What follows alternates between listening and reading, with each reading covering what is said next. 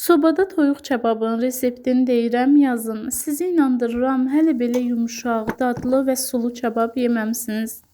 Toyuğun budlarının dərisini soyub, baş hissələrini kəsirəm. Duz, istiot və kəklik otu əlavə edib, qatıqla toyuğu bastırma edirəm.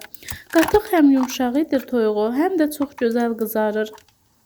Mən bir gecə bastırma etdim. Hazırlayıb soyuducuya qoya bilərsiniz. Ən azı 5-6 saat saxlayın. Daha sonra çıxarıb tomatla yağı qarışdırıb sos hazırladım.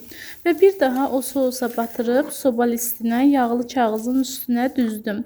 Kağızı yağlamağa ehtiyac yoxdur. 220 dərəcədə 30 dəqiqə bişirdim. Soğanları yarımay şəklində doğrayıb biraz kəklik otu əlavə etdim və qazana yığdım. Tam kebab qoxusu gəlsin deyə ətlərdən bir ədəd kömürü yandırıb balaca bir qabda qazanın içinə ətlərin üstünə qoya bilərsiniz. Amma inandırım ki, dəhşət dərəcədə dadlı olur.